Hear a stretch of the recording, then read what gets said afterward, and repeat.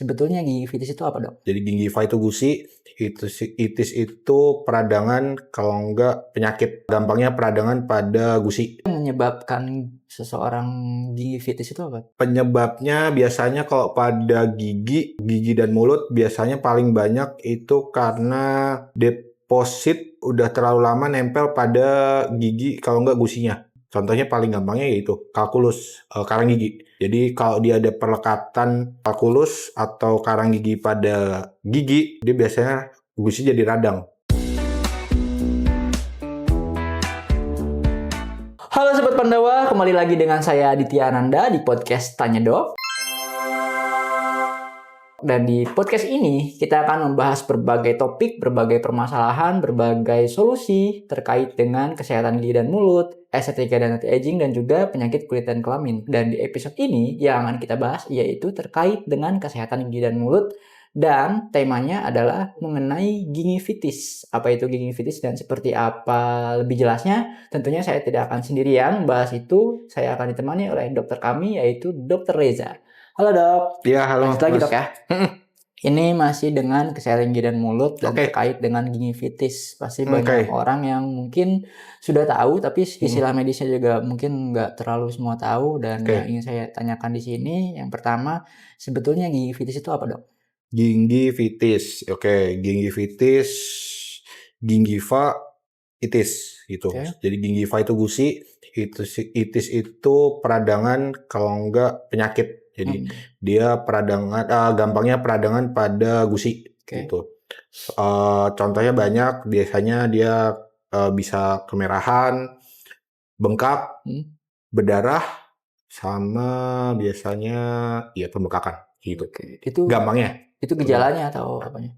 Contoh-contoh gejalanya juga bisa gitu, dia gitu. Lalu sebetulnya yang menyebabkan seseorang gingivitis itu apa?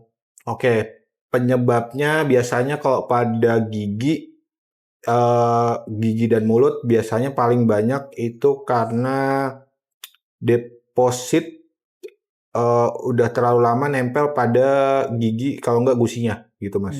Contohnya paling gampangnya yaitu kalkulus, karang gigi. Jadi kalau dia ada perlekatan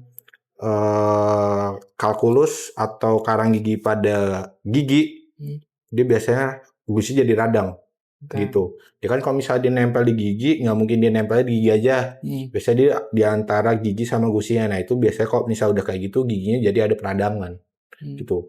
Gusinya langsung respon, nih ada yang nggak benar nih, ada yang ibaratnya penumpang gelap nih di antara kita gitu. Jadinya dia peradang, marah-marah dia.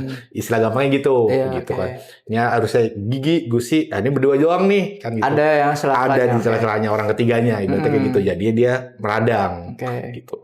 Contoh gampangnya gitu. Kalau bahasa Gen Z kayak gitu lah, biar gampang dipahami. Biar gampang dipahami. Gitu. Itu kan tadi penjelasan penyebabnya. Lalu kemudian tadi kan gejalanya hanya sedikit Dok ya. Jadi biasanya gusi yang normal kan dia biasanya gitu Mas, berwarnanya merah muda. Gitu. Terus dia bentuknya stripingnya itu bintik-bintik kayak kulit jeruk bali. Jadi ada bintik-bintiknya gitu, sama antara gigi dan gusinya itu bentuknya dia melekat. Jadi dia nggak turun, nggak terlalu nimbul juga, nggak nutupin nggak nutupin giginya. Jadi kalau misalnya di gigi bentuknya, ini ada contohnya. Ya misalnya ada gigi, nah ini di antara celah-celahnya biasa gitu.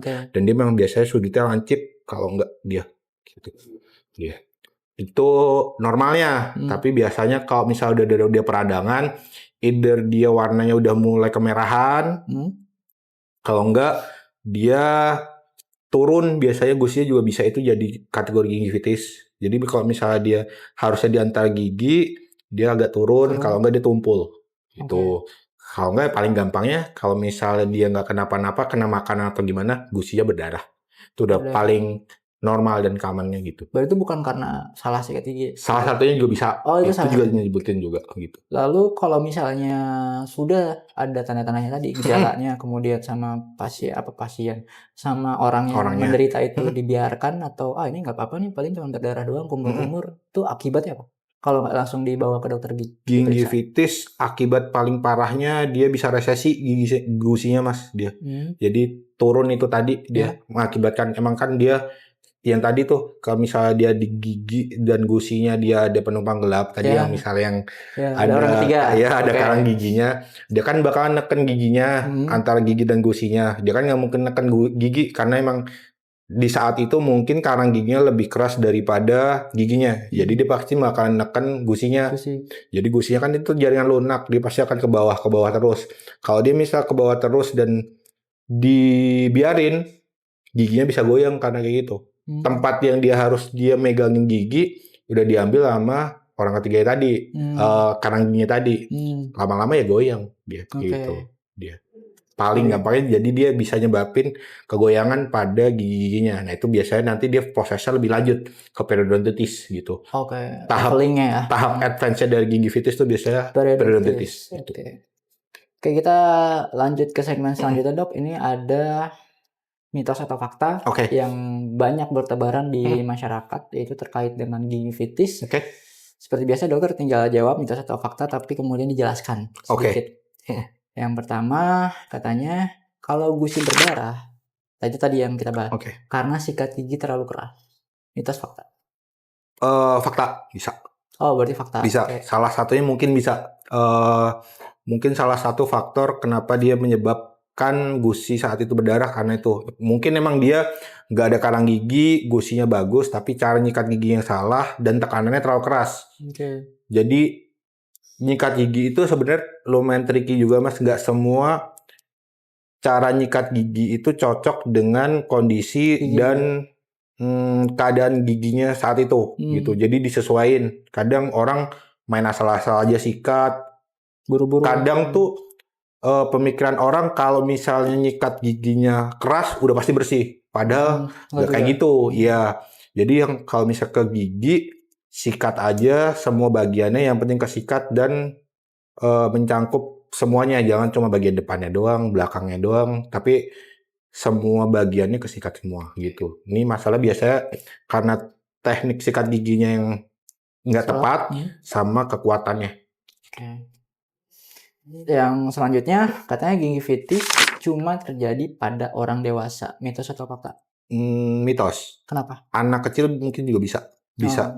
Ya, karena anak kecil kadang orang udah paradigmanya, oh ini anak kecil nanti giginya diganti, ya udah biarin aja, nggak dibersihin, nggak dirawat, nggak dicek, tiba-tiba giginya udah banyak. Makan, dia kan anak kecil biasanya dia susu formula ya Mas ya, gitu susu formula, suka makanan manis dan kawan-kawan, minuman manis dan kawan-kawan kayak gitu, gigi nggak dibersihin, deposit lunaknya banyak, ke situ nggak dibersihin, ya itu bisa ngakibatin gingivitis pada anak juga. Nah ini terakhir, gingivitis tidak berbahaya selama tidak sakit. Mitos fakta? Mitos. Jadi proses kalau misal pada jaringan lunak kan dia nggak bisa sewaktu-waktu itu langsung oh ini nggak apa-apa nih gitu. Dia prosesnya agak lumayan lama Mas dia. Jadi kayak tadi aku mention dikit tuh, gingivitis fase pertamanya nanti fase advance-nya periodontitis gitu. Jadi kalau misalnya dia nanti gingivitisnya didiemin aja, dan nanti kalau udah naik level ke periodontitis, gigi goyang dan kawan-kawan, nah itu lebih parah lagi ke kesehatan gigi mulutnya. Jadi kalau gingivitis, salah satu sinyal pertama badan kamu atau gusi kamu nih, ini ada masalah nih, kamu harus cek, kamu harus obatin gitu. Jadi jangan dibiarin aja, sedari dini kalau udah tahu periksain, obatin. Ya, benar. Ada lagi dok berarti, bukan terakhir. Katanya menyikat gigi 2 kali sehari itu bisa mencegah gingivitis. Mitos? Fakta. Benar. Kenapa dok? Sikat gigi cara paling aman, paling gampang dan paling simpelnya. Buat itu minimalnya lah buat gitu.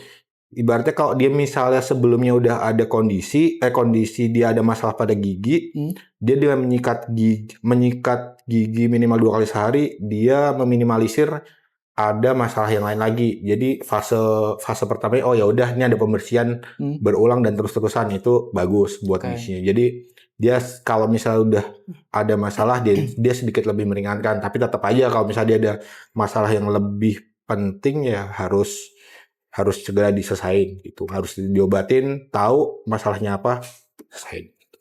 Nah, berarti sebetulnya gingivitis itu bisa dicegah? Bisa banget. Oke, itu gimana caranya? Yang pertama pasti biasain dulu Mas dia. Biasain hidup sehat. Biasain menjaga rongga mulut, kondisi gigi dan mulutnya itu sehat dulu. Minimal bersih. Dengan cara pasti minimal 2 kali tuh sikat gigi pagi dan malam. Sama kalau misalnya dia ada masalah bisa pakai mouthwash. Gitu. Sama paling gampangnya ya itu cek kesehatan gigi minimal 6 bulan sekali. Itu udah pakem ya? Udah pakem. Paling simpel dan common banget dia. Biar aman pasti ya? Gitu ya. Standarnya lah dia. Pasti kayaknya gitu. Terakhir dok, barangkali dokter ada tips untuk sobat Pandawa supaya tidak kena gingivitis atau kesehatan gigi dan mulutnya lebih terjaga, gimana dok? Jadi buat para sahabat Pandawa yang mungkin sekarang mengalami atau belum mengalamin, wah ini buru-buru banget, pokoknya langsung aja datang ke klinik utama Pandawa, periksa gigi kalian, kalau misalnya ada gingivitis langsung bisa kita tanganin. Harus cepatnya dok ya? Harus cepatnya, karena kalau enggak nanti lama-kelamaan giginya habis, susah lagi. Iya. Itu tadi, jadi mencegah hal kecil yang kemudian kita remehkan jadi kemudian menjadi masalah yang lebih besar, makanya langsung konsultasikan cuma di klinik utama Pandawa. Tadi karena sudah jelas sekali dari Dr. Reza terkait dengan gingivitis, episode kali ini dicukupkan sampai di sini saja, tapi jangan khawatir sobat Pandawa, masih banyak episode-episode selanjutnya yang akan kita bahas terkait dengan kesehatan gigi dan mulut dan juga layanan medis lainnya.